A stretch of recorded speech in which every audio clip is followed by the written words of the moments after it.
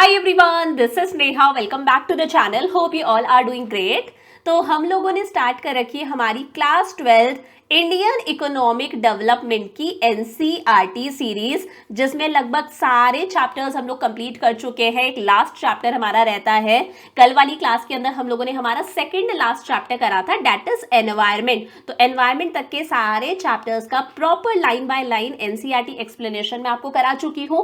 अब आज हम लोग करेंगे हमारा last chapter, that is comparative development experiences of India and it's neighbours. देखो, सबसे पहले तो ये बात कर लेते हैं कि इंडियन इकोनॉमी आपको पढ़नी किस तरह से है। तो देखो, ये जो बुक है ये मैंने आपको रेफरेंस बुक्स के थ्रू ऑलरेडी बहुत ही डिटेल में एक्सप्लेन कर रखी है। तो उसके लिए आप चाहो तो मेरी जो इंडियन इको की डिटेल्ड प्लेलिस्ट है, मैंने डिटेल्ड प्लेलिस्ट बना रखी है जहां पर आपको डिटेल में हर चैप्टर का वन शॉट मिलेगा। आप वहां से अपनी ये बुक कंप्लीट कर सकते हो, रेफरेंस बुक से, टीआर जैन से। अगर लग रहा है या टाइम कम है तो आपको 10 डे स्ट्रैटेजी करके भी एक इंडियन इको की प्लेलिस्ट मिलेगी। वहां पर मैंने हर चैप्टर को in just 30 to 40 minutes cover करा है। आपको हर चैप्टर का वन शॉट मिलेगा 30 से 40 मिनट्स का। वहां पर भी आप डिटेल में अपनी इंडियन इको कंप्लीट कर सकते हो। और वो करने के बाद में आपको ये एनसीईआरटी सीरीज फॉलो करनी है, क्योंकि यहां से एग्जाम में डायरेक्टली आपके एमसीक्यूज उठकर आते हैं। प्लस अगर आपको एमसीक्यूज की अच्छे से प्रैक्टिस करनी है तो आपको इंडियन इको, मैक्रो इकोनॉमिक्स की अलग से एमसीक्यूज की प्लेलिस्ट भी मिलेगी। वहां पर मैंने पीवाईक्यूज भी इंक्लूड करे हैं, वहां से आप एमसीक्यूज की प्रैक्टिस कर सकते हो। तो शुरू करते हैं और आज हमारी इस एनसीईआरटी सीरीज को कंप्लीट करते हैं। क्या नाम है चैप्टर का? Comparative development experiences of India and it's neighbours. देखो, इस चैप्टर में हमें पढ़ना क्या है, इंडिया के डेवलपमेंट एक्सपीरियंस को हम बहुत ही तरीके से स्टडी कर चुके हैं इस पूरी किताब के अंदर। जैसे चैप्टर नंबर 1 हम लोगों ने पढ़ा था Indian economy on the eve of independence. Independence से पहले इंडिया की इकोनॉमी कैसी थी। देन चैप्टर नंबर 2 हम लोगों ने पढ़ा इंडियन इकोनॉमी 1950 से 1990 तक कैसी थी। देन चैप्टर नंबर 3 हम लोगों ने पढ़ा कि 1991 के अंदर क्या हुआ, इकोनॉमिक रिफॉर्म सिंस 1991। तो इंडिया की इकोनॉमी को हम बहुत तरीके से स्टडी कर चुके हैं। अब हम इंडिया के डेवलपमेंट एक्सपीरियंस को स्टडी करेंगे उसके दो पड़ोसी मुल्कों के साथ में। हम यहाँ पर कंपैरिजन करेंगे चाइना के साथ में, हम यहाँ पर कंपैरिजन करने वाले हैं पाकिस्तान के साथ में, कि तीनों नेशंस के डेवलपमेंट एक्सपीरियंस के अंदर क्या क्या सिमिलैरिटीज रही, क्या क्या डिफरेंसेस रहे, कैसे चाइना नंबर 1 पर आता है, इंडिया नंबर 2 पर आता है, देन पाकिस्तान नंबर 3 पर आता है। ये सारी चीजें हमें इस चैप्टर के अंदर कवर करनी है। शुरू करें फटाफट से।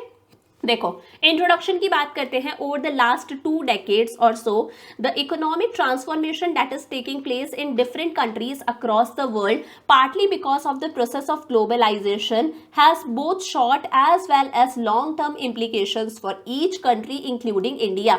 देखो, हमें पता है ये जो 2 decades, लगभग 20 साल से जो इतना सारा हमारा इकोनॉमिक ट्रांसफॉर्मेशन हो रहा है, हमारी इकोनॉमी अंडर डेवलप्ड से डेवलपिंग बन गई। अब हम धीरे धीरे डेवलप्ड बनने की कगार पर है। हर देश का इकोनॉमिक ट्रांसफॉर्मेशन हो रहा है। पहले एग्रीकल्चर सेक्टर के अंदर लोग ज्यादा थे, फिर धीरे धीरे लोग शिफ्ट होके इंडस्ट्रियल सेक्टर के अंदर आने लगे, फिर धीरे धीरे लोग डेवलप होके कौन से सेक्टर में आने लगे, सर्विस सेक्टर के अंदर आने लगे। और ये सारी चीजें क्यों हो रही है? Thanks to globalisation. ये जो ग्लोबलाइजेशन हो रहा है, हम इतना सारा एक्सपोर्ट भी करते हैं, इतना सारा इंपोर्ट भी करते हैं, हम एक दूसरे पर डिपेंडेंट है, हर देश एक दूसरे देश पर डिपेंडेंट है अपनी नीड्स को पूरा करने के लिए।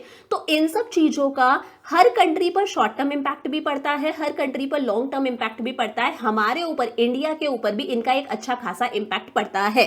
हर कंट्री चाहती है अपने आप को और ग्रो करना, अपने आप को और डेवलप्ड करना। अंडर डेवलप्ड कंट्री चाहती है वो डेवलपिंग बने। डेवलपिंग नेशन जैसे इंडिया है, वो चाहता है वो डेवलप्ड नेशन बने। और इसीलिए अपनी स्ट्रेंथ को और ज्यादा इंक्रीज करने के लिए, अपनी वीकनेस को दूर करने के लिए हम अलग अलग तरह के ग्रुप्स का हिस्सा बनते हैं। हम अलग अलग तरह के ग्रुप्स बनाते हैं। जैसे आपने सार्क के बारे में सुना होगा, South Asian Association for Regional Corporation, SAARC हो गया, या फिर यूरोपियन यूनियन हो गया। हम लोग इनके मेंबर्स बनते हैं। जैसे आपने एशियन सुना होगा, एशियन की फुल फॉर्म हो गई आपकी association of south east Asian Nations, association of south east Asian Nations. G8 सुना होगा, G20 सुना होगा, ब्रिक्स आपने सुना होगा, Brazil, Russia, India, China, south Africa. तो हम इस तरह से रीजनल ग्रुप्स का क्या बनते हैं? मेंबर्स बनते हैं, पार्ट्स बनते हैं, ताकि हमारी जो स्ट्रेंथ है वो और ज्यादा इंक्रीज हो सके, हमारी वीकनेस कहीं ना कहीं कम हो सके। There is also an increasing eagerness on the parts of various nations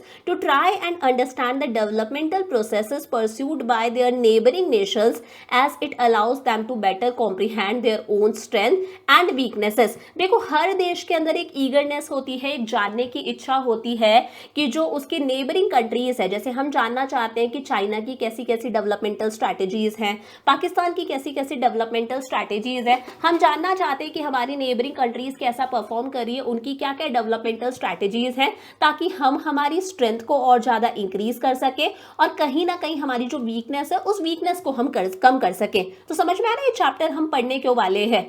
In the unfolding process of globalization, this is particularly considered essential by developing countries as they face competition not only from developed nations but also among themselves in the relatively limited economic space enjoyed by the developing world. अब देखो हर देश अपने developing countries के बारे में जानना चाहता है, हम लोग चाइना पाकिस्तान के बारे में जानना चाहते हैं, क्योंकि एक जो डेवलपिंग कंट्री है जैसे इंडिया है वो सिर्फ दूसरी डेवलप्ड कंट्री से ही कंपटीशन फेस नहीं करता। जैसे इंडिया एक डेवलपिंग नेशन है तो इंडिया सिर्फ USA United states of America के साथ में एक डेवलप्ड नेशन के साथ में ही कंपटीशन फेस नहीं करता, बल्कि बहुत सारी जो अदर डेवलपिंग कंट्रीज है उनके साथ में भी उसे कंपटीशन फेस करना पड़ता है।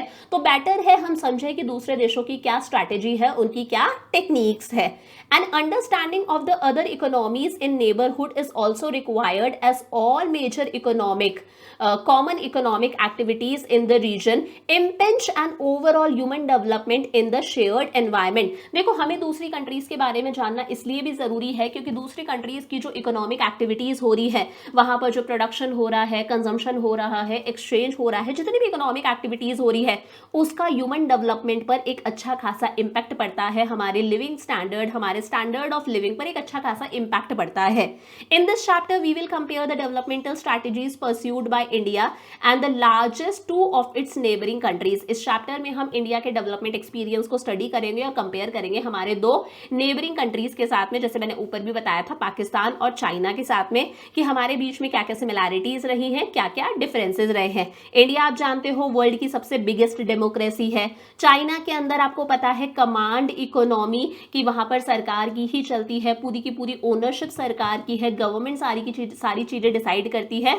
लेकिन धीरे धीरे चाइना की इकोनॉमी अब थोड़ी सी लिबरल बनने लगी है, वहां पर भी थोड़ी थोड़ी मार्केट इकोनॉमी बनने चली है, प्राइवेट सेक्टर डिसाइड कर सकता है थोड़ा बहुत उन्हें क्या कैसे प्रोड्यूस करना है।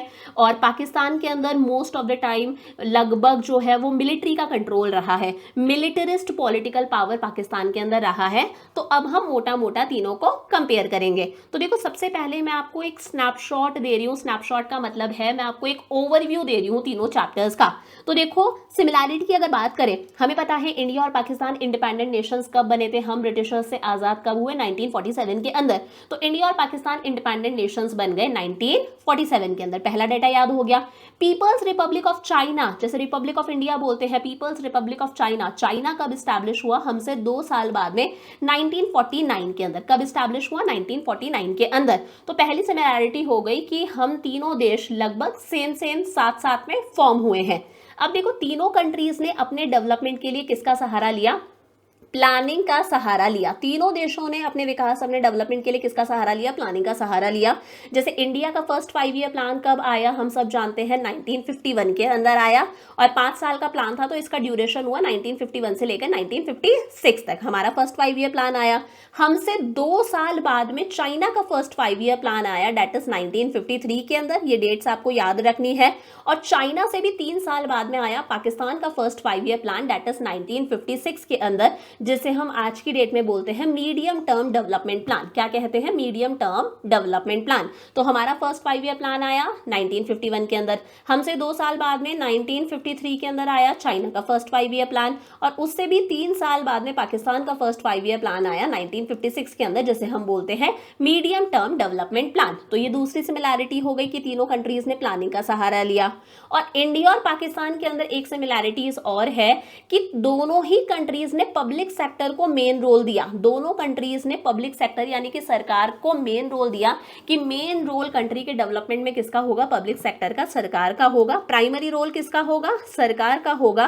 बाकी जो प्राइवेट सेक्टर है उसका रोल कैसा होगा, सेकेंडरी होगा, बाद का होगा। और पब्लिक ने अच्छा खासा एक्सपेंडिचर करा, सरकार ने सोशल डेवलपमेंट पर बहुत खर्चा करा है, एजुकेशन पर, हेल्थ केयर सेंटर्स वगैरह पर, हाउसिंग, सैनिटेशन वगैरह पर सरकार ने अच्छा खासा पैसा खर्च करा। 1980s तक ये फोर्थ सिमिलैरिटी हो गई, तीनों कंट्रीज की जो ग्रोथ रेट थी वो लगभग सिमिलर थी। चाइना है, इंडिया है, पाकिस्तान, तीनों सिमिलर ग्रोथ से, सिमिलर रेट से ग्रो कर रहे थे, सिमिलर स्पीड से ग्रो कर रहे थे। तीनों की पर कैपिटा इनकम भी लगभग बराबर सी थी। लेकिन 1980 के बाद में कुछ ऐसा हुआ कि चाइना आ गया हमारा नंबर 1 पर, इंडिया आ गया हमारा नंबर 2 पर, और बहुत बहुत पीछे रह गया हमारा पाकिस्तान। तो देखो इंडिया के बारे में सब कुछ पढ़ रखा है, सबसे पहले हम लोग चाइना के बारे में पढ़ेंगे। चाइना कब फॉर्म हुआ, पीपल्स रिपब्लिक ऑफ चाइना कब फॉर्म हुआ हमारा, 1949 के अंदर। हमसे 2 साल बाद में अंडर 1 पार्टी रूल, एक ही पार्टी का सारा रूल था।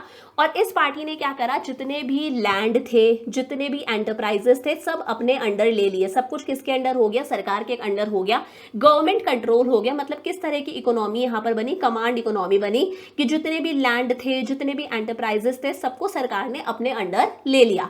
अब यहां पर 2 मेन चीजें होती हैं। एक तो उस टाइम पर चाइनीज कम्युनिस्ट पार्टी जो थी उसके लीडर थे जिनका नाम था माओ जेडोंग। क्या नाम था, माओ जेडोंग इनका नाम था, माओ जेडोंग इनका नाम था। तो ये थे चाइनीज कम्युनिस्ट पार्टी के लीडर। माओ जेडोंग एक कैंपेन लेकर आते हैं जिस कैंपेन का नाम होता है GLF campaign, Great Leap Forward. क्या नाम होता है, ग्रेट लीप फॉरवर्ड।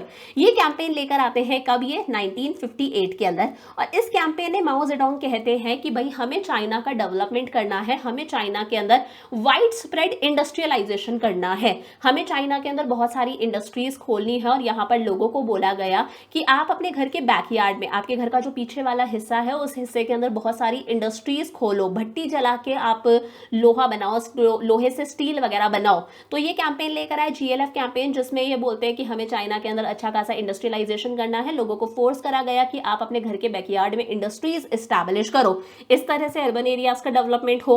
और रूरल एरियाज के अंदर ये कहते हैं कि अब से हम कम्यून्स बना के फार्मिंग करेंगे। कम्यून्स बना के फार्मिंग का मतलब है, इन्होंने बोला अब से हम कलेक्टिव फार्मिंग करेंगे। क्या करेंगे, कलेक्टिव फार्मिंग। कम्यून्स का मतलब होता है, यहाँ पर लिखा है ना कम्यून सिस्टम, कम्यून का मतलब होता है ग्रुप। अब से हम ग्रुप बना के फार्मिंग करेंगे, इंडिविजुअल फार्मिंग नहीं करेंगे। और जितनी भी फार्मिंग पॉपुलेशन थी उस पूरी की पूरी फार्मिंग पॉपुलेशन को 26,000 ग्रुप्स में डिवाइड करा गया। बोले तो 26,000 कम्यून्स, ग्रुप्स बना दिए कि अब से आप लोग क्या करोगे, मिलकर फार्मिंग करोगे। ये ला GLF कैंपेन। अर्बन एरियाज में वाइड स्प्रेड इंडस्ट्रियलाइजेशन हो, रूरल एरियाज के अंदर फार्मिंग करो, वो भी कौन से सिस्टम के अंदर, कम्यून सिस्टम के अंदर, यानी कि ग्रुप्स बना के। ये काम कब हुआ, 1958 के अंदर। समझ में आया। लेकिन ये GLF कैंपेन कहीं ना कहीं उतना सक्सेसफुल रहा ही नहीं, इसमें बहुत सारी प्रॉब्लम्स हो गई क्योंकि चाइना के अंदर आया ड्रॉट। ड्रॉट मतलब बिल्कुल भूखमरी फैल गई कि लोगों के पास में खाने को कुछ नहीं था, कि लोग इंसान को खाने के लिए तैयार था, लोग चूहे खा रहे थे, बर्ड्स खा रहे थे, जो उन्हें मिल रहा था, मिट्टी मिल रही थी, लोग मिट्टी खा रहे थे, कुछ भी खा रहे थे। तो खाने की बहुत ज़्यादा शॉर्टेज पड़ गई थी। लगभग 30 मिलियन लोगों की डेथ हुई थी चाइना के अंदर इस ड्रॉट की वजह से, भूखमरी जो फैली थी इसकी वजह से। मतलब बोलते हैं ना, ये नंबर कहीं ना कहीं किताबों में कम लिखा है, एक्चुअल नंबर तो बहुत ज्यादा था। इतने लोग हमारे वर्ल्ड वॉर 1, वर्ल्ड वॉर 2 में भी नहीं मरे थे जितने लोग चाइना के अंदर इस ड्रॉट की वजह से मर गए। और बुक्स में एक्चुअल रीजन मेंशन्ड नहीं है कि ये ड्रॉट क्यों आया था। मैंने डिटेल लेक्चर्स के अंदर आपको एक्चुअल रीजन भी बताया है कि जो चाइनीज कम्युनिस्ट पार्टी के लीडर थे माओ जेडोंग, इनकी ही कुछ खराब स्ट्रैटेजीज की वजह से ये जो ड्रॉट है, ये जो भूखमरी फैली थी, ये चाइना के अंदर फैली थी। ठीक है। बाद में चाइना और रशिया के बीच में कॉन्फ्लिक्ट्स होते हैं, लड़ाइयां होती हैं। तो ऐसे में रशिया ने अपने कुछ एक्सपर्ट्स चाइना भेज रखे थे जो चाइना को हेल्प कर रहे थे उसके इंडस्ट्रियलाइजेशन के प्रोसेस के अंदर। तो जब आपस में लड़ाई हो गई तो रशिया ने अपने एक्सपर्ट्स को भी बुला लिया। फिर बाद में 1965 के अंदर यही माओ जेडोंग एक दूसरा कुछ रेवोल्यूशन लेकर आते हैं, एक दूसरी चीज लेकर आते हैं जिसका नाम था ग्रेट प्रोलेटेरियन कल्चरल रिवॉल्यूशन। और ये रिवॉल्यूशन चला लगभग 10 साल तक, 1966 से लेकर 1976 तक। अब इस रिवॉल्यूशन में हुआ क्या, माओ जेडोंग कहते हैं लोगों को, बच्चों को कहते हैं, स्टूडेंट्स को, और जो प्रोफेशनल्स थे उन्हें कहते हैं कि आप सब कंट्री साइड चले जाओ, यानी कि आप सब गाँव चले जाओ, रूरल एरियाज में चले जाओ, वहां पर जाके आप पढ़ाई करो, वहां पर जाकर आप काम करो, आप प्रैक्टिकल चीजें सीखो। इन लोगों को गांव भेज दिया गया कि आप गांव में हमारी कल्चर के बारे में सीखो कि चाइना का कल्चर कैसा है, वहां पर जाकर आप प्रैक्टिकल लर्निंग करो। अब ऐसा क्यों हुआ? क्योंकि लोग जो थे वो इस जीएलएफ कैंपेन का बहुत ज्यादा मतलब इसके अगेंस्ट हो गए थे, माओ जेडोंग के खिलाफ आवाज उठा रहे थे, ड्रॉट पड़ गए थे ना, इसकी वजह से भूखमरी फैली थी, तो इसलिए माओ जेडोंग ये कैंपेन लेकर आए थे। समझ में आ गया? तो ये दो चीजें आपको यहाँ पर याद रखनी है विद डेट्स। फिर China can be traced back to the reforms. अब चाइना भी रिफॉर्म्स लेकर आया 1978 के अंदर, जैसे इंडिया में रिफॉर्म्स आए थे 1991 के अंदर, new economic policy of liberalisation, privatisation, globalisation, उस तरह से चाइना भी रिफॉर्म्स लेकर आता है 1978 के अंदर कि अब सब कुछ हम बदलेंगे। तो ये जो रिफॉर्म्स थे, ये रिफॉर्म्स दो फेसेस के अंदर आए। पहला फेज जो था उसमें रिफॉर्म्स आए सिर्फ और सिर्फ कौन से सेक्टर के अंदर? एग्रीकल्चर सेक्टर के अंदर रिफॉर्म्स आए 1978 में। इसका जो फर्स्ट फेज था उसमें रिफॉर्म्स आए सिर्फ और सिर्फ एग्रीकल्चर सेक्टर के अंदर कि वो जो कम्यून सिस्टम था ना, जो ऊपर हम लोगों ने पढ़ा, उस कम्यून सिस्टम को खत्म करा गया। जो कलेक्टिव लैंड था ना, बड़ा सा कम्यून लैंड था, उसे छोटे छोटे से पार्ट्स में डिवाइड करा गया, छोटे छोटे से प्लॉट्स में डिवाइड करा गया, और ये प्लॉट्स इंडिविजुअल्स को अलॉट करे गए, अलग अलग इंडिविजुअल्स को अलॉट करे गए। याद रखना यहाँ पर इंडिविजुअल्स को प्लॉट की, लैंड की ओनरशिप नहीं दी गई, बस इंडिविजुअल्स को लैंड्स अलॉट करे गए कि आप इस लैंड पर फार्मिंग कर सकते हो, फार्मिंग करके आप जितनी भी इनकम है वो अपने पास में रख सकते हो, बस आपको हमें टैक्सेस देने पड़ेंगे। तो कम्यून लैंड को छोटे छोटे से प्लॉट्स में डिवाइड करके लोगों को, इंडिविजुअल्स को अलॉट करा गया, बोला गया इससे होने वाली सारी इनकम को आप अपने पास में रख सकते हो, बस आपको हमें टैक्स देना पड़ेगा। याद रखना, इंडिविजुअल्स को लैंड की ओनरशिप नहीं दी गई थी, ओनरशिप सरकार के हाथ में ही थी। तो फर्स्ट फेज में तो रिफॉर्म्स आए एग्रीकल्चर सेक्टर के अंदर। सेकेंड फेज के अंदर रिफॉर्म्स आए हमारे इंडस्ट्रियल सेक्टर के अंदर। अब बहुत सारे प्राइवेट सेक्टर यानी कि प्राइवेट इंडस्ट्रीज भी इस्टेब्लिश होने लगी। टाउन्स के अंदर, विलेजेस के अंदर बहुत सारी प्राइवेट इंडस्ट्रीज इस्टेब्लिश होने लगी। अब तक सिर्फ सरकार की ही चलती थी, और ये जो प्राइवेट एंटरप्राइजेस थे, इन प्राइवेट एंटरप्राइजेस ने, जो गवर्नमेंट के एंटरप्राइजेस होते हैं ना, सरकार के एंटरप्राइजेस, जैसे इंडिया में पीएसयूज बोलते हैं, पब्लिक सेक्टर अंडरटेकिंग्स, वैसे ही चाइना में बोलते हैं एसओई, स्टेट ओन्ड एंटरप्राइजेस को अच्छा खासा कॉम्पिटिशन दिया। समझ में आया? और इसी के अंदर चाइना लेकर आता है एक ड्यूअल प्राइसिंग सिस्टम। क्या लेकर आता है? Dual pricing system, which is very important, याद रखना। देखो, ड्यूअल प्राइसिंग सिस्टम में मतलब क्या होता है, सरकार बोलती है लोगों से, किस किस को बोलती है? एक तो जो फार्मर्स हैं उन फार्मर्स को बोलती है, और जो इंडस्ट्रियल यूनिट्स है उन इंडस्ट्रियल यूनिट्स को सरकार बोलती है कि एक फिक्स्ड क्वांटिटी जो है, एक फिक्स्ड क्वांटिटी जो है वो तो आप हमारी डिसाइड करी हुई प्राइस पर ही खरीदोगे और उसी प्राइस पर बेचोगे। उसके अलावा जो एक्स्ट्रा है वो आप अपनी मर्जी से प्राइस डिसाइड करके उस प्राइस पर बेच सकते हो। फॉर एग्जाम्पल, मान लो एक बंदे ने, एक दुकान वाले ने 1000 यूनिट्स प्रोड्यूस करी है, तो सरकार बोलती है 1000 यूनिट्स में से एक फिक्स्ड क्वांटिटी मतलब आप ये समझ लो 600 यूनिट्स, 600 यूनिट्स तो आप हमारी डिसाइड करी हुई प्राइस पर ही बेच सकते हो। जैसे 600 यूनिट्स के लिए प्राइस डिसाइड कर दी 10 रुपए, तो इसे आप कितने में बेच सकते हो? 6000 में बेच सकते हो। लेकिन जो बची हुई 400 यूनिट्स है उसे आप अपने हिसाब से प्राइस डिसाइड कर लो, जो भी डिमांड सप्लाई के अकॉर्डिंग प्राइस होती है उस प्राइस पर आप बेच सकते हो। जैसे प्राइस आ गई, मान लो 15 आ गई, तो इस प्राइस पर भी आप सेल कर सकते हो। तो ये ड्यूअल प्राइसिंग सिस्टम हो गया, जहां पर फार्मर्स को और इंडस्ट्रियल यूनिट्स को बोला गया कि एक फिक्स्ड क्वांटिटी जो है वो तो आप गवर्नमेंट की डिसाइड करी हुई प्राइसेस पर ही परचेज करोगे और सेल करोगे, लेकिन जो बची हुई क्वांटिटी है आपकी उसे आप मार्केट प्राइस पर सेल कर सकते हो।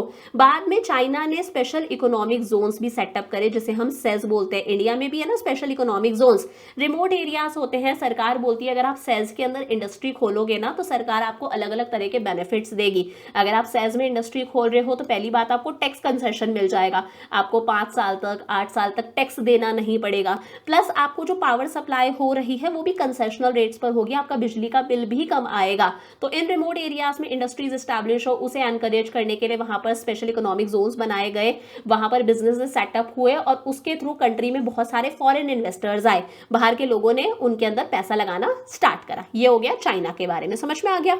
आगे देखो, पाकिस्तान की बात करते हैं तो पाकिस्तान ने सिर्फ नकल करी है हमारी।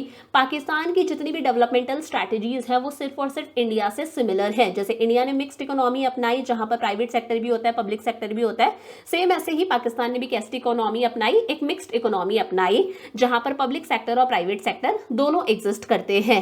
और उसी तरह से लेट 1950s के अंदर, यानी कि 1959 के अंदर समझ लो, और 1960s का जो पीरियड था, इस पीरियड के अंदर पाकिस्तान लेकर आता है इंपोर्ट सब्स्टिट्यूशन की स्ट्रैटेजी। याद है इंपोर्ट सब्स्टिट्यूशन की स्ट्रैटेजी? मैंने बताया था इंपोर्ट सब्स्टिट्यूशन का मतलब होता है कि पाकिस्तान जिन चीज़ों का इंपोर्ट कर रहा था, जिन चीज़ों को दूसरे देशों से मंगवा रहा था, क्यों ना वैसा का वैसा प्रोडक्ट, उसी का क्लोज सब्स्टिट्यूट पाकिस्तान खुद के देश में ही बनाने लग जाए, अपनी डोमेस्टिक इकोनॉमी में ही बनाने लग जाए, तो उसे इंपोर्ट नहीं करना पड़ेगा।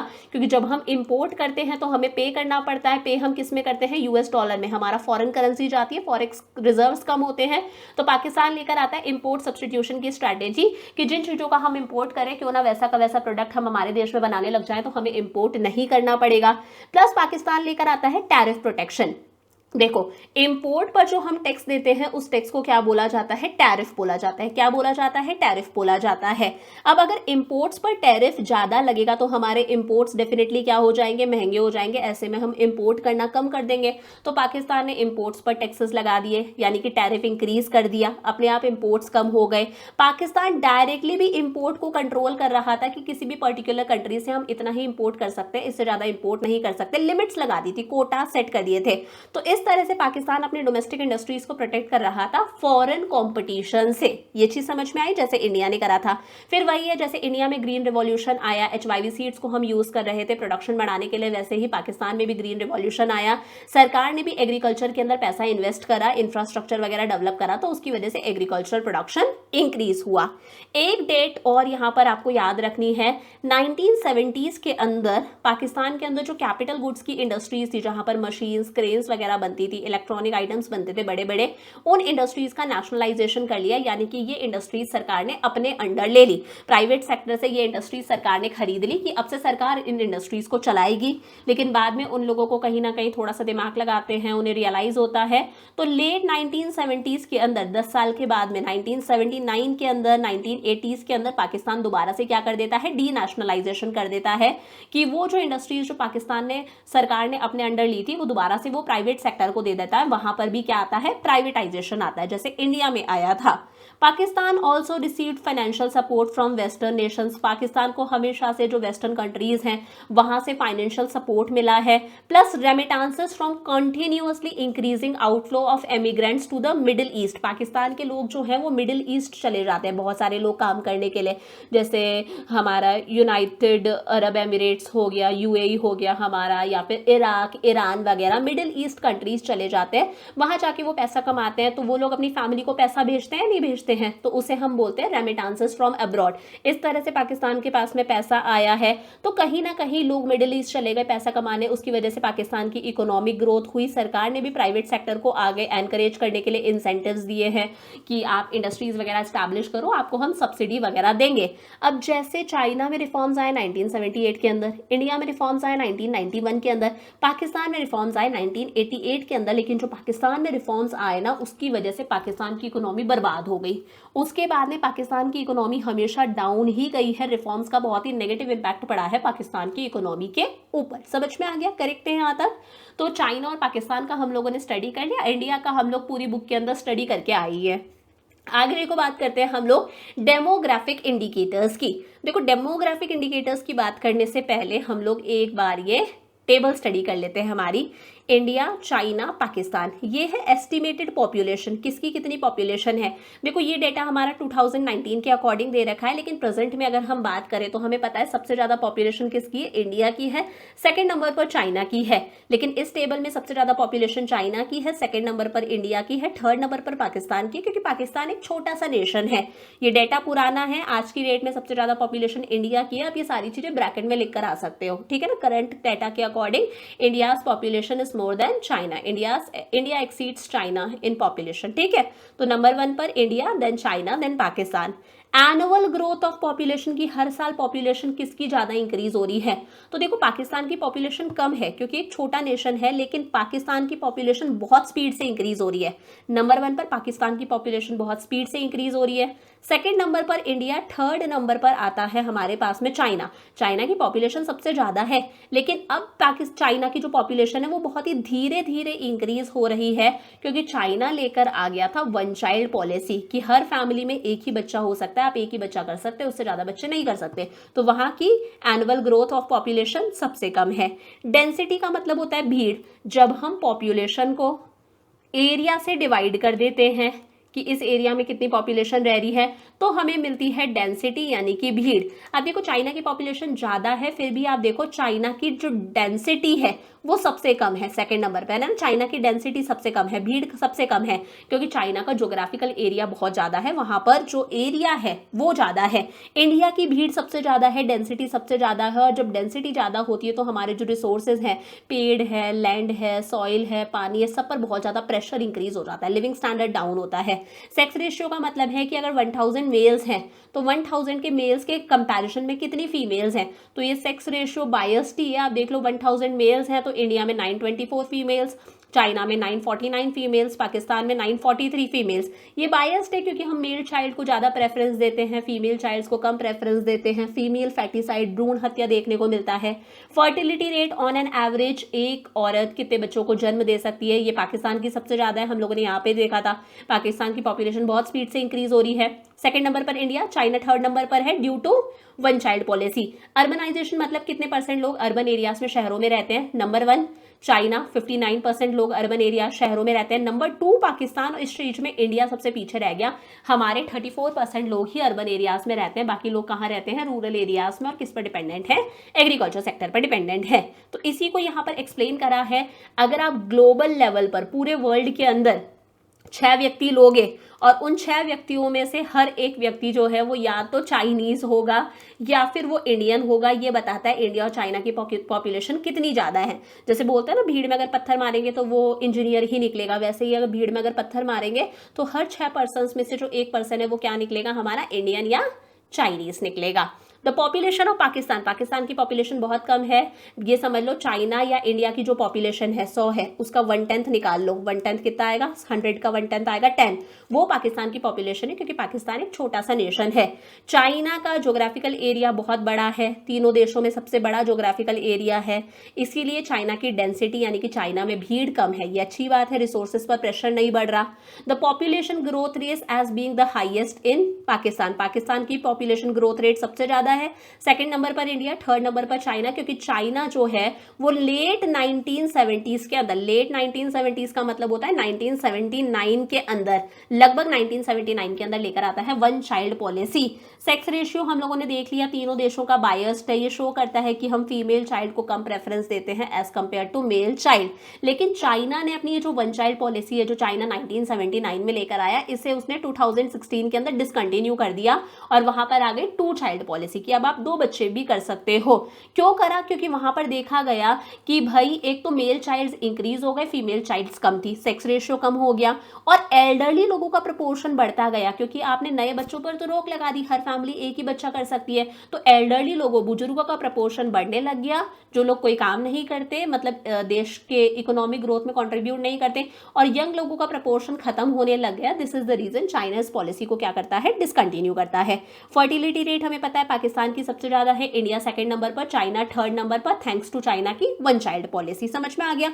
अर्बनाइजेशन में चाइना सबसे आगे है, सेकंड नंबर पर पाकिस्तान, इसमें सबसे बुरी कंडीशन है इंडिया की। करेक्ट हो गया, यहां तक समझ में आ गया। आगे बात करते हैं ग्रॉस डोमेस्टिक प्रोडक्ट, जीडीपी और अलग अलग सेक्टर्स की। देखो चाइना जो है वो वर्ल्ड की सेकंड लार्जेस्ट इकोनॉमी है, नंबर 1 पर यूएसए आता है, United states of America. China world की सेकंड लार्जेस्ट इकोनॉमी है, चाइना का जीडीपी है $22.5 ट्रिलियन, कितना है, $22.5 ट्रिलियन।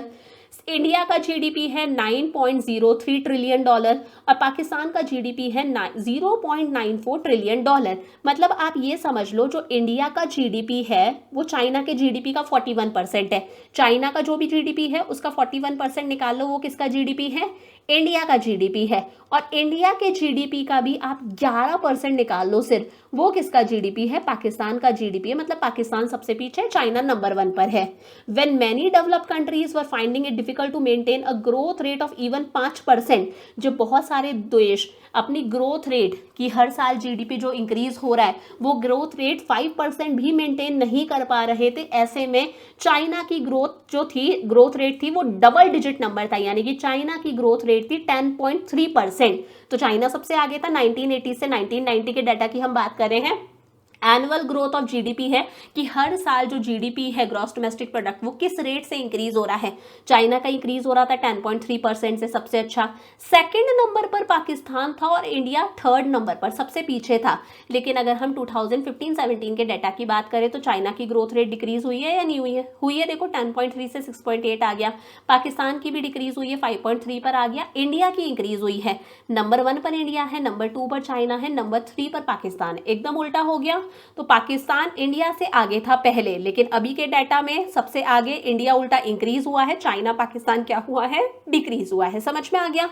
कुछ स्कॉलर्स कहते हैं कि पाकिस्तान के अंदर जो रिफॉर्म्स आए थे 1988 के अंदर, मैंने पहले भी आपको बताया, ये रीजन है कि पाकिस्तान की जो इकोनॉमी है वो बाद में डाउन गई है। और पाकिस्तान में पॉलिटिकल इंस्टेबिलिटी भी है, वहां पर कभी भी सरकारें गिर जाती है, कोई भी सरकार कंटिन्यू ही नहीं कर पाती, कोई भी पीएम अपना पूरा जो ड्यूरेशन है, टाइम पीरियड है, वो ही कवर नहीं कर पाता, वहां पर सरकार गिर जाती है, पॉलिटिकल इंस्टेबिलिटी है। This is the reason Pakistan की जो ग्रोथ रेट है वो डे बाय डे डिक्रीज होती जा रही है और पाकिस्तान को पॉवर्टी सफर करनी पड़ रही है। समझ में आ गया यहां तक? China and Pakistan have more proportion of urban population. ऊपर भी देखा था, चाइना और पाकिस्तान के अंदर लोग अर्बन एरियाज में ज्यादा रहते हैं एज कंपेयर टू इंडिया। अब देखो चाइना का टोपोग्राफिक, वहां की क्लाइमेटिक कंडीशंस, वहां का मौसम ही कुछ ऐसा है कि वहां पर कल्टीवेशन करने के लिए, फार्मिंग करने के लिए जो एरिया है वो बहुत कम है। मतलब जितना भी टोटल लैंड है ना चाइना का, उसका सिर्फ 10% लैंड ही ऐसा है जहां पर कल्टीवेशन पॉसिबल है, यानी कि फार्मिंग पॉसिबल है। तभी चाइना के अंदर फार्मिंग कम होती है, वहां पर ज्यादा से ज्यादा लोग इंडस्ट्रियल सेक्टर और टर्चरी सेक्टर के अंदर है। मतलब हमारा जितना भी कल्टीवेबल एरिया है ना, इंडिया का जितना भी कल्टीवेबल एरिया है जहां पर हम खेती कर सकते हैं, उसका सिर्फ 40% ही चाइना का कल्टीवेबल एरिया है। 1980s के एंड तक चाइना के अंदर 80% लोग जो थे वो फार्मिंग करा करते थे, फार्मिंग पर डिपेंडेंट थे। लेकिन बाद में गवर्नमेंट ने इन लोगों पर शिफ्ट करा, क्योंकि वहां पर कल्टीवेबल एरिया कम है। गवर्नमेंट ने लोगों को शिफ्ट करा कि अब आप हैंडीक्राफ्ट से रिलेटेड कुछ कर सकते हो, आप ट्रांसपोर्ट इंडस्ट्री में जा सकते हो, आप कॉमर्स से रिलेटेड कुछ ना कुछ कर सकते हो। समझ में आया? 2018 के अंदर, 18-19 के अंदर, with 26% of its workforce engaged in agriculture, its contribution to gross value added यानी कि जीडीपी इन चाइना इज 7%। 2018-19 की बात है जब चाइना के अंदर 26% लोग जो थे वो एग्रीकल्चर सेक्टर में एंगेज थे, लेकिन ये जीडीपी में सिर्फ कितना कंट्रीब्यूट कर रहे थे? 7%। ये डेटा हमें याद नहीं रखना, इसके लिए मैं आपको अभी टेबल बता देती हूँ। देखो यहाँ पर, देखो सबसे पहले टेबल डिस्कस कर लेते हैं। ये हमारे पास में तीनों नेशंस हैं। Contribution to gross value added, कि तीनों देश एग्रीकल्चर सेक्टर में कितना कंट्रीब्यूट करते हैं, इंडस्ट्रियल सेक्टर में कितना कंट्रीब्यूट करते हैं, टर्चरी सेक्टर, सर्विस सेक्टर में कितना कंट्रीब्यूट करते हैं। डिस्ट्रीब्यूशन ऑफ वर्कफोर्स, किस कंट्री की कितनी परसेंट पॉपुलेशन कौन से सेक्टर में है। देखो इंडिया की बात करते हैं, हमारे यहाँ की 43% पॉपुलेशन कौन से सेक्टर में इंगेज्ड है? एग्रीकल्चर सेक्टर में इंगेज्ड है। लेकिन फिर भी एग्रीकल्चर सेक्टर का जीडीपी में कॉन्ट्रीब्यूशन सिर्फ 16% है। मेजर कॉन्ट्रीब्यूशन कौन से सेक्टर का है? सर्विस सेक्टर का है। देखो पॉपुलेशन हमारी एग्रीकल्चर सेक्टर में सबसे ज्यादा है, लेकिन जीडीपी में सबसे ज्यादा कंट्रीब्यूशन है टर्चरी सेक्टर का। चाइना के अंदर 46% पॉपुलेशन सर्विस सेक्टर के अंदर एंगेज्ड है और सर्विस सेक्टर ही सबसे ज्यादा कंट्रीब्यूट करता है जीडीपी की ग्रोथ के अंदर। पाकिस्तान के अंदर 41% पॉपुलेशन एग्रीकल्चर सेक्टर में इंगेज्ड है, लेकिन एग्रीकल्चर सेक्टर का जीडीपी में कंट्रीब्यूशन सिर्फ 24% है। मेजर कंट्रीब्यूशन जीडीपी में किसका है? हमारे सर्विस सेक्टर का।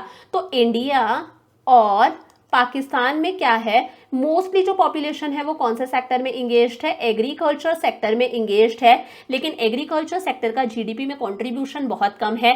जीडीपी में कंट्रीब्यूशन कौन से सेक्टर का है? सर्विस सेक्टर का, टर्चरी सेक्टर का। चाइना का सही है कि भाई सबसे ज्यादा पॉपुलेशन भी सर्विस सेक्टर के अंदर है और सबसे ज्यादा जीडीपी में कंट्रीब्यूशन भी किसका है? सर्विस सेक्टर का ही है। समझ में आ गई यहां तक बातें? इसी को हमें रीड करना है।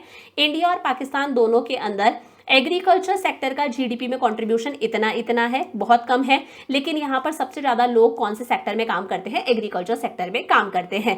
24% of Pakistan workforce is engaged in industry.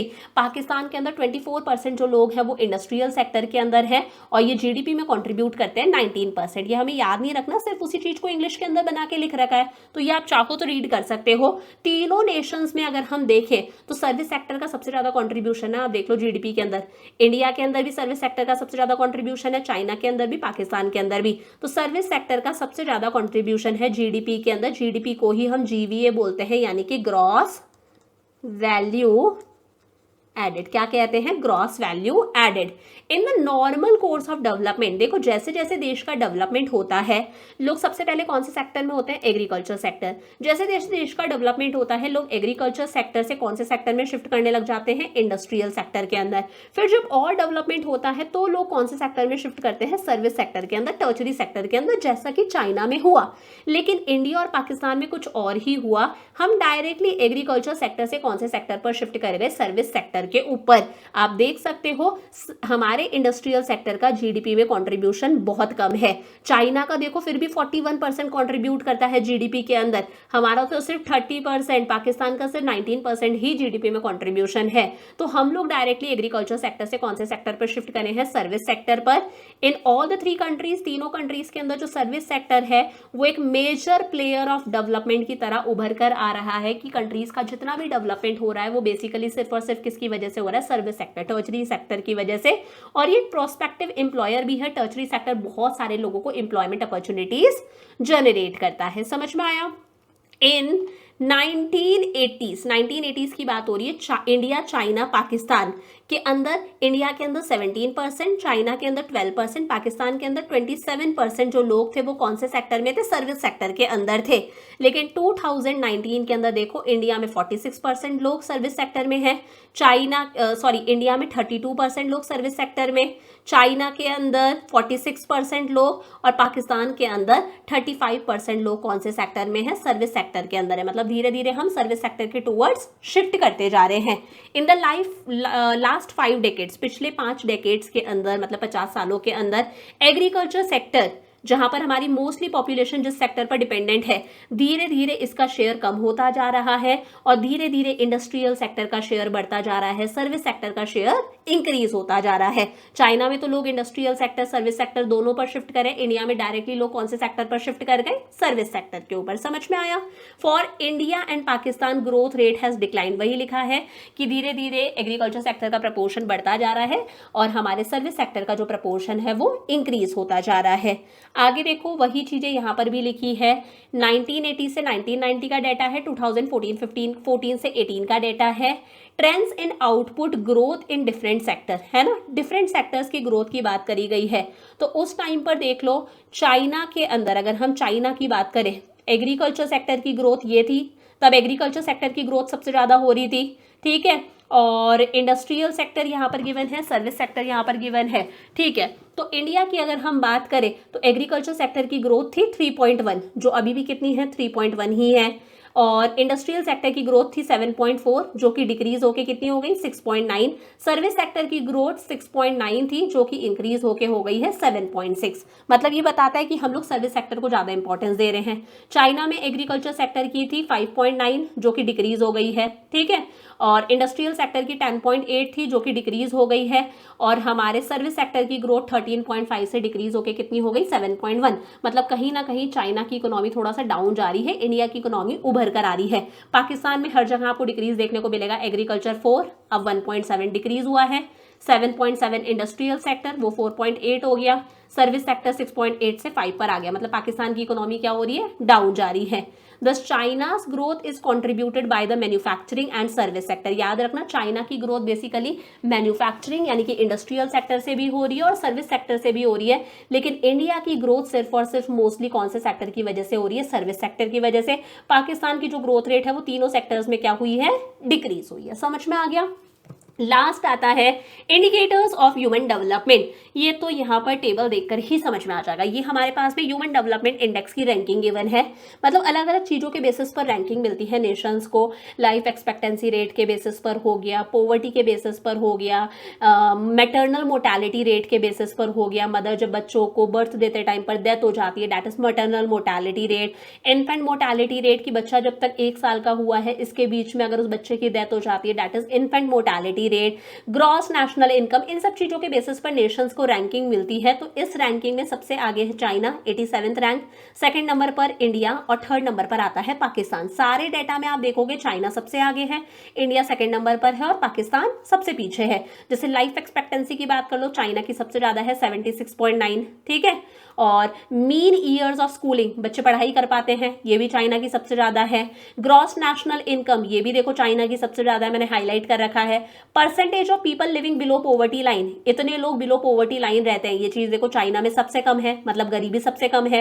Infant mortality rate, बच्चा जब तक 1 साल का हुआ है अगर उस बच्चे की डेथ हो जाती है, that is infant mortality rate. 1000 बच्चों का जन्म हुआ है तो उसमें चाइना में तो सिर्फ 7.4 बच्चों की ही डेथ होती है, लेकिन इंडिया में 29 बच्चों की, पाकिस्तान में तो 57 बच्चों की डेथ हो जाती है, तो यहाँ पर भी चाइना सबसे अच्छा है। मैटरनल मोर्टालिटी रेट, अगर 1 लाख बर्थ हुए हैं तो चाइना में सिर्फ इतनी मदर्स की डेथ होती है 29, लेकिन इंडिया और पाकिस्तान में 133 140 मदर्स की डेथ हो जाती है। सैनिटेशन फैसिलिटीज इतने लोगों को मिल रही है। पॉपुलेशन जो है उन्हें प्रॉपर ड्रिंकिंग वाटर मिल रहा है 96% लोगों को। अंडर नरिश्ड बच्चे जो हैं वो चाइना में कम है, मतलब सब लोगों को प्रॉपर नरिशमेंट मिल रहा है, तो चाइना सबसे आगे है हर चीज के अंदर। China is moving ahead of India and Pakistan, हमें पता चल गया। बहुत सारे इंडिकेटर्स है जैसे जीडीपी हो गया, proportion of population living below poverty line, maternal mortality rate हो गया, सैनिटेशन, लिटरेसी, लाइफ एक्सपेक्टेंसी, माल नरिशमेंट, हर चीज में चाइना सबसे आगे है। सेकंड नंबर पर इंडिया है और थर्ड नंबर पर पाकिस्तान है। China and Pakistan are ahead of India in reducing proportion of people below the poverty line. ये इंपॉर्टेंट बात है, चाइना इस चीज में इंडिया पीछे रह गया और पाकिस्तान इंडिया से काफी आगे रहे हैं पॉवर्टी को कम करने में, पॉवर्टी को कम करने में, गरीबी को कम करने में। लेकिन हमारे यहाँ पर पॉपुलेशन ही इतनी ज़्यादा है कि हमारे देश में गरीबी बहुत ज़्यादा है। आप देखोगे यहाँ पर percentage of people living below poverty line China में सबसे कम है, सेकंड नंबर पर इंडिया है, थर्ड नंबर पर पाकिस्तान है। अब ये मत देखना इंडिया सही तो है पाकिस्तान से, नहीं, इंडिया की पॉपुलेशन बहुत ज्यादा है, उस हिसाब से हमारे देश में सबसे ज्यादा गरीब पाए जाते हैं, तो हम कहीं ना कहीं पॉवर्टी को उस लेवल तक रिड्यूस नहीं कर पाए। But India and Pakistan have not been able to save women from maternal mortality, हम हमारी औरतों को मैटरनल मोर्टालिटी से बचा नहीं पाए। औरतें बच्चों को जन्म देते टाइम हमारे यहाँ पर बहुत ही ज्यादा डेथ्स होती हैं। In China for 1 lakh birth, अगर 1 लाख बर्थ होते हैं सिर्फ 29 औरतों की ही डेथ होती है, लेकिन इंडिया और पाकिस्तान में 133 औरतों की डेथ होती है, 140 औरतों की डेथ होती है, तो ये कहीं ना कहीं खराब है। ड्रिंकिंग वाटर फैसिलिटीज की अगर बात करें तो तीनों नेशंस ने काफी इंप्रूव करा है। China has the smallest share of poor, China के अंदर गरीब लोग कम है, इंडिया और पाकिस्तान में गरीब लोग ज्यादा है। इंडिया में सबसे ज्यादा है, परसेंटेज कम होगा लेकिन इंडिया की पॉपुलेशन ही इतनी ज्यादा है कि we have a highest number of poor people in the world. There are all extremely important indicators, तो ये बहुत इंपॉर्टेंट इंडिकेटर्स हैं, लेकिन इन इंपॉर्टेंट इंडिकेटर्स में हम एक इंडिकेटर को इंक्लूड नहीं करते, दैट इज लिबर्टी इंडिकेटर। देखो अगर हम इंडिया और चाइना की बात करें तो हमें फ्रीडम ज़्यादा है, हमारे यहाँ पर डेमोक्रेसी है, हम हमारे नेताओं को खुद चूज कर सकते हैं, हम हमारे हक के लिए लड़ सकते हैं, कभी भी मन करता है हम स्ट्राइक्स कर सकते हैं, प्रोटेस्ट वगैरह कर सकते हैं, होता है ना, हमारे लिए कानून है और कानून के सामने सब एक बराबर है। लेकिन चाइना के अंदर इस तरह की कोई फ्रीडम नहीं है। तो ये जो लिबर्टी इंडिकेटर्स है इन्हें भी इंक्लूड करना चाहिए, अगर इन्हें इंक्लूड करते तो इस चीज में इंडिया नंबर 1 होता, लेकिन इन लिबर्टी इंडिकेटर्स को इंक्लूड नहीं करा है। जैसे एक्सटेंट ऑफ डेमोक्रेटिक पार्टिसिपेशन, कि हम डेमोक्रेसी में पार्टिसिपेट कर सकते हैं, हमारा खुद का डिसीजन होता है, हमारा कॉन्स्टिट्यूशन हमारे को राइट्स दे रखे हैं, हमारे कॉन्स्टिट्यूशन ने, हमारा कॉन्स्टिट्यूशन हमें प्रोटेक्ट करता है, हमारे पास में जुडिशरी है जिसके सामने सब एक बराबर है, चाहे पीएमई क्यों ना आ जाए, ठीक है। लेकिन इस तरह की चीजें चाइना के अंदर नहीं है। और जब तक इस ह्यूमन डेवलपमेंट इंडेक्स के अंदर ऊपर जो हम लोगों ने HDI इंडिकेटर्स देखे हैं, इसके अंदर जब तक हम इन लिबर्टी इंडिकेटर्स को इंक्लूड नहीं करेंगे तब तक कहीं ना कहीं ये जो ह्यूमन डेवलपमेंट इंडेक्स है इसकी जो रैंकिंग है ये इनकम्प्लीट रहेगी, ये डाटा इनकम्प्लीट रहेगा। समझ में आ गई यहाँ तक बातें? अब देखो लास्ट में सिर्फ हम एक अप्रेजल देखेंगे, तीनों के बारे में पॉजिटिव चीजें देखेंगे, नेगेटिव चीजें देखेंगे। वही बात देखिए, चाइना में रिफॉर्म्स 1978 में आए थे, पाकिस्तान में 10 साल बाद में 1988 के अंदर, इंडिया में रिफॉर्म्स आए 1991 के अंदर, ये तो हम लोगों ने पढ़ लिया। Why did China introduce structural reforms, China में रिफॉर्म्स आए ही क्यों थे 1978 के अंदर? तो देखो जिस तरह से इंडिया और पाकिस्तान के ऊपर तो प्रेशर था, हम लोगों ने पढ़ा था हमारा न्यू इकोनॉमिक पॉलिसी वाले चैप्टर में कि हमारे फॉरेन करेंसी के जो रिजर्व्स थे वो गिरते जा रहे थे। ऐसे में इंडिया जो है वो वर्ल्ड बैंक को अप्रोच करता है, इंटरनेशनल मॉनेटरी फंड को अप्रोच करता है, और वो लोग हम पर कंडीशंस लगाते हैं कि आपके देश में लिबरलाइजेशन, प्राइवेटाइजेशन, ग्लोबलाइजेशन लेकर आओ। तो हम पर तो कंपल्शन था, प्रेशर था, इसलिए हम लोग रिफॉर्म्स लेकर आए थे 1991 के अंदर, ऐसे ही पाकिस्तान लेकर आया था। लेकिन चाइना के ऊपर इस तरह का कोई प्रेशर नहीं था। चाइना में रिफॉर्म्स क्यों आए? The new leadership at that time in China was not happy with the slow pace of growth and lack of modernisation in the Chinese economy. जो नई वहां पर लीडरशिप, नई सरकार, नए लीडर बने, वो चाइना के अंदर जो ग्रोथ हो रही थी ना, स्लो ग्रोथ हो रही थी, वहां पर मॉडर्नाइजेशन कम था, मशीन्स वगैरह कम थी, उस ग्रोथ रेट से सेटिस्फाइड नहीं थी। और जो माओ जेडोंग की स्ट्रैटेजी थी, great Proletarian Cultural revolution, GLF campaign, जो माओ जेडोंग की सोच थी, उनका जो रूल था, माओइस्ट रूल था, वो उससे सेटिस्फाइड नहीं थी। इसलिए कहीं ना कहीं चाइना के अंदर रिफॉर्म्स आए। They felt that Maoist vision of economic development based on decentralisation. उन्हें लगा यार जो माओइस्ट विजन है, जो माओ जेडोंग की स्ट्रैटेजीज है कि सेल्फ सफिशिएंसी है, वो अपने आप को सेल्फ सफिशिएंट मानते थे, किसी दूसरी कंट्री से कुछ भी इंपोर्ट वगैरह नहीं करा करते थे। एंड शनिंग ऑफ फॉरेन टेक्नोलॉजी देश में नहीं आने देते थे। Good and capital had failed, वहां पर गुड्स कैपिटल की कहीं ना कहीं कमी थी। डिसेंट्रलाइजेशन था, पावर बहुत सारे लोग शेयर कर रहे थे। तो जो माओ जेडोंग की स्ट्रैटेजी थी कि हमारे देश में फॉरेन टेक्नोलॉजी नहीं आएगी, हम किसी से कुछ इंपोर्ट नहीं करेंगे, हम सेल्फ सफिशिएंट हैं, थोड़ा बहुत वो अपनी पावर अपने लीडर्स के साथ में शेयर कर रहे थे। इसकी वजह से कहीं ना कहीं चाइना की इकोनॉमी डाउन जाने लगी थी। देखा जाए तो Mao Zedong Great Leap Forward campaign भी लेकर आए, ग्रेट प्रोलेटेरियन कल्चरल रिवॉल्यूशन भी लेकर आए, लेकिन इन सब के बावजूद भी वहां का जो आउटपुट था वो 1978 के अंदर, वो 1950s के मिड वाला जो टाइम था ना, 1955 के बराबर ही रहा। मतलब क्या फायदा ऐसे Great Leap Forward campaign, Great Proletarian Cultural Revolution का, कि भाई 1978 के अंदर भी जो चाइना का आउटपुट था वो 1955 के आउटपुट के बराबर है, कोई ग्रोथ ही देखने को नहीं मिली। दैट इज द रीजन कि वहां पर रिफॉर्म्स आए 1978 के अंदर। It was found that establishment of infrastructure in the areas of education and health, land reforms, long existence of decentralised planning and existence of small enterprises had helped positively in improving the social and income indicators in the post reform period। देखो बहुत सारी चीजें हुई, जैसे infrastructure develop हुआ, education और health पर पैसा खर्च करा गया था, ये माओ जेडोंग के टाइम पर भी हुआ था। लैंड रिफॉर्म्स आए थे, जैसे कम्यून सिस्टम को खत्म करा गया था, डिसेंट्रलाइज्ड पॉलिसी है, पावर को शेयर करा जाता है। इन सब चीजों का अच्छा खासा चाइना की इकोनॉमी पर इफेक्ट पड़ा, वहां की सोशियली चाइना की इकोनॉमी इंप्रूव हुई, लोगों की इनकम वगैरह इंक्रीज हो रही थी, हमसे तो आगे ही था China. Before the introduction of reforms से पहले भी चाइना के अंदर अच्छी खासी हेल्थ सर्विसेज थी, कम्यून सिस्टम वहां पर था, जिसकी वजह से फूड ग्रेन्स का प्रॉपर डिस्ट्रीब्यूशन हो जाता था, सब लोगों को फूड ग्रेन्स वगैरह अवेलेबल हो जाते थे। और जितने भी रिफॉर्म्स आए, उन्हें सब रिफॉर्म्स को पहले एक स्मॉल लेवल पर इंप्लीमेंट करके देखा जाता था। जब स्मॉल लेवल पर रिफॉर्म्स अच्छे से काम करते थे, तब उन रिफॉर्म्स को एक्सटेंड करा जाता था, एक बड़े लेवल पर स्टार्ट करा जाता था। तो इस तरह से धीरे धीरे करके चाइना में रिफॉर्म्स आए। मतलब कुल मिला के जो जीएलएफ कैंपेन था, ग्रेट प्रोलेटेरियन कल्चर रिवॉल्यूशन था, माओ जेडोंग की जो स्ट्रैटेजी थी, वहां पर लैक ऑफ मॉडर्नाइजेशन था, बाहर के देशों से टेक्नोलॉजी नहीं आ रही थी, या फिर जो ग्रोथ रेट थी वो बहुत स्लो थी। इन सब चीजों को दिमाग में रखकर वहां पर क्या आए? रिफॉर्म्स आए। When reforms were made in agriculture as pointed out earlier by handing over plots of land to individuals for cultivation, it brought prosperity to a vast number of poor people. जब China के अंदर commune system को खत्म करा गया, commune land को small small plots में divide करके इंडिविजुअल्स को अलॉट करा गया, तो उसकी वजह से काफी जो पुअर फार्मर्स थे उन्हें वो उनके लिए काफी ज्यादा फायदेमंद हुआ।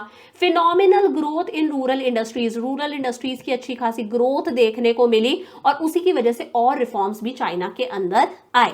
तो रिफॉर्म्स की वजह से चाइना का अच्छा खासा डेवलपमेंट हुआ। पाकिस्तान के अंदर रिफॉर्म्स की वजह से पाकिस्तान की जो इकोनॉमिक कंडीशन है वो वर्स्ट हो गई, और ज्यादा बदतर हो गई। पीछे भी हम लोगों ने पढ़ा था, compare to 1980s the growth rate of GDP and its sectoral constituents have not yet improved. अगर हम 1980s से कंपेयर करेंगे तो बल्कि 1980s के अंदर पोजीशन फिर भी सही थी पाकिस्तान की, लेकिन 1988 के अंदर रिफॉर्म्स आए, उसके बाद में पाकिस्तान की कंडीशन और ज्यादा वर्स्ट हो गई, जो कभी इंप्रूव नहीं हो पाई। जैसे देखो, the proportion of poor in 1960, अगर हम पाकिस्तान की बात करें तो वहां पर 1960 के अंदर 40% लोग क्या थे? पुअर थे। अब ये प्रपोर्शन 1980 के अंदर डिक्रीज हो गया, 1980 में सिर्फ 25% लोग ही पुअर थे, लेकिन 1988 के अंदर फिर से रिफॉर्म्स आए, और ये पुअर लोगों का परसेंटेज जो है वो अगेन क्या हो गया? पाकिस्तान पाकिस्तान में इंक्रीज हो गया।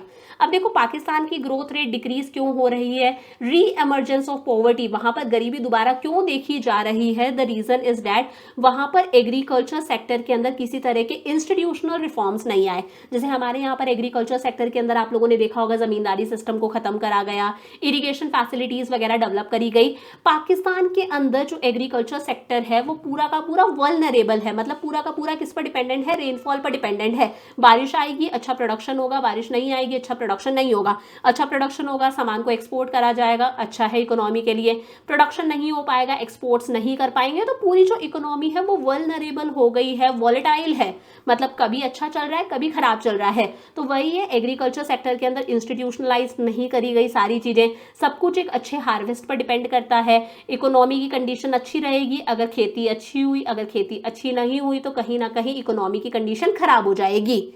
India had to borrow from IMF, आपको याद होगा जैसे 1991 के अंदर हम लोगों ने आईएमएफ और वर्ल्ड बैंक से पैसा बोरो करा था, क्योंकि हमारा बीओपी क्राइसिस के अंदर चले गया था, हमारे पास में फॉरेन एक्सचेंज रिजर्व्स की कमी आ गई थी, हमारे पास में इतना भी फॉरेन करेंसी का रिजर्व नहीं था, बस इतना ही था कि मतलब हम 2 वीक तक के इंपोर्ट्स का पेमेंट कर सकते थे, याद है ना।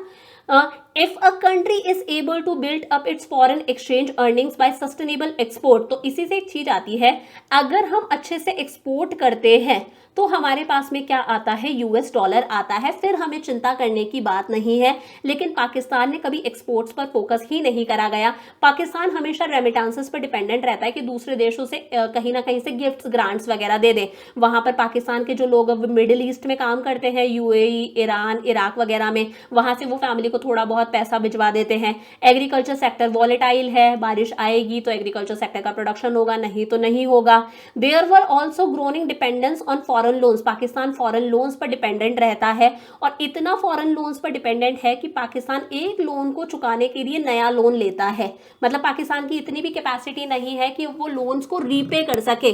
दिस इज द रीजन कि पाकिस्तान के अंदर री इमरजेंस ऑफ पॉवर्टी हमें देखने मिल रहा है। However during the last few years Pakistan की पोजीशन कहीं ना कहीं रिकवर हुआ, इकोनॉमिक ग्रोथ होने लगी, लेकिन दोबारा पाकिस्तान वही पॉवर्टी के अंदर है ना, डेटा याद नहीं रखना इसका। India, China and Pakistan have travelled 7 decades, 7 decades मतलब 70 साल से डेवलपमेंट हो रहा है, 1950 से लेकर 2020 तक डेवलपमेंट हो रहा है।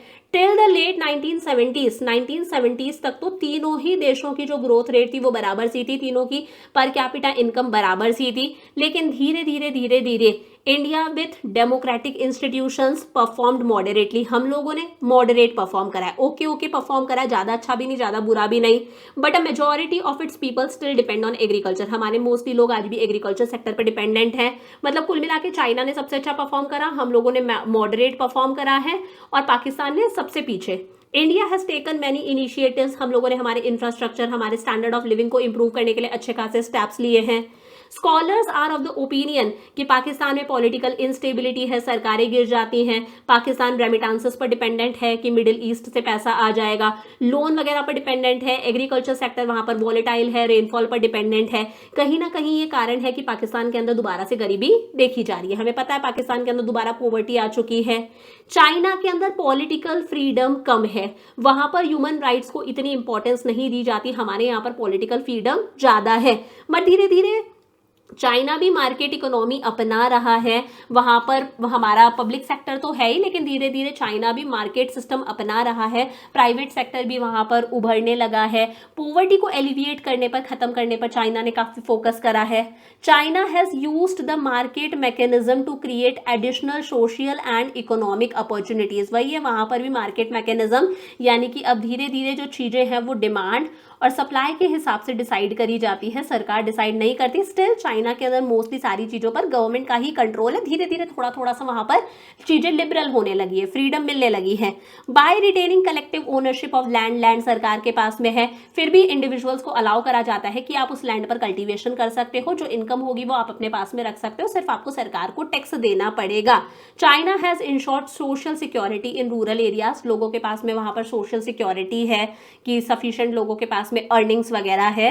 ठीक है, तो इसी के साथ में we have completed our Indian economy, पूरी की पूरी एनसीईआरटी सीरीज हम लोगों ने कंप्लीट कर ली। लेक्चर कैसा लगा मुझे कमेंट्स के अंदर बताना और अपने सारे जूनियर्स के साथ में शेयर करना। और जितनी भी प्लेलिस्ट है उन सबका लिंक आपको डिस्क्रिप्शन में मिल जाएगा, वहां से आप अपना इंडियन इको का, मैक्रो का, बीएसटी का, इंग्लिश, सीयूईटी सारा कोर्स कंप्लीट कर सकते हो। So I will see you in the next class, till then bye bye, lots of love.